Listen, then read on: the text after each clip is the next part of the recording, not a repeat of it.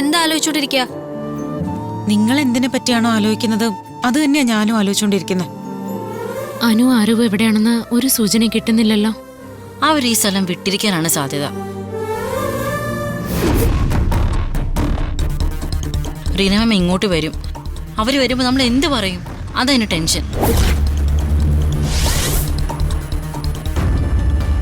മാം വന്ന് അനു നമുക്കൊപ്പം ഇല്ലെന്ന് മനസ്സിലാക്കിയ അനുവിന്റെ കാര്യം കട്ട പുകയാവും.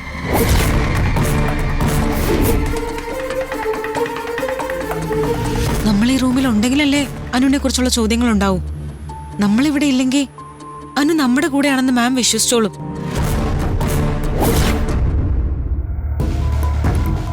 നമ്മൾ പുറത്തു പോണെന്നാണോ പറയണ്ടേ?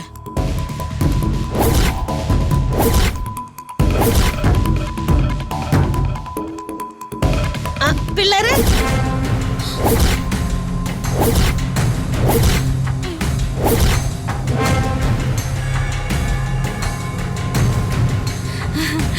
അല്ല, ചേട്ടൻ രാവിലെ അല്ല അനു എന്തിയേ? അനു എന്തിനാ ചേട്ടത്തി ഇപ്പൊ അനുവിനെ അന്വേഷിക്കുന്നേ?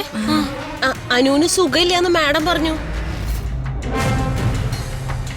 അപ്പൊ ഒരു ചുക്ക് കഷായം അനുവിന് ഉണ്ടാക്കി കൊടുക്കണമെന്ന് മാഡനോട് പ്രത്യേകം പറഞ്ഞു. അപ്പൊ ഈ ചുക്ക് കഷായം അനുവിന് കൊടുക്കാൻ വേണ്ടി വന്നതാ.